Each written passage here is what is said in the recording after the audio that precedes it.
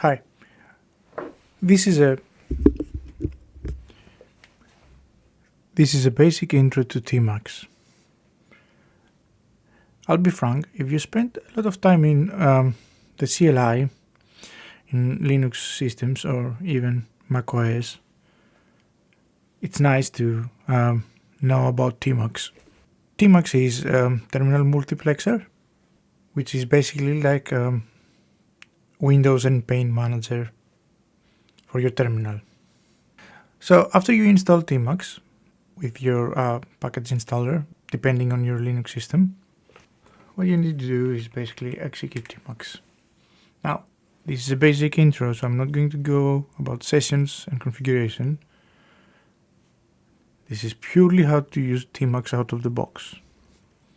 So now you can see the green bar, and this is now, I have one window. By pressing Ctrl B and C, as you can see down here, now I have two windows. That's not obvious, so if I write one in one of the windows and press Ctrl B and P, I'm on the other window, 2. If I do the same again, I'm going to the first window. So Ctrl P iterates over the windows. Now, if I want to name my window something, that's quite easy. That's Ctrl B, comma.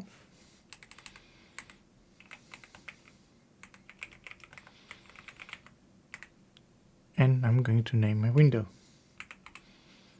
I'll do the same for the other window.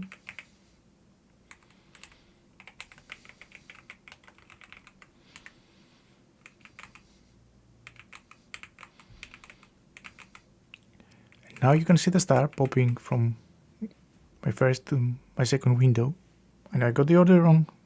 Then the next thing you need to know is Ctrl B per sentence splits the pane in half vertically,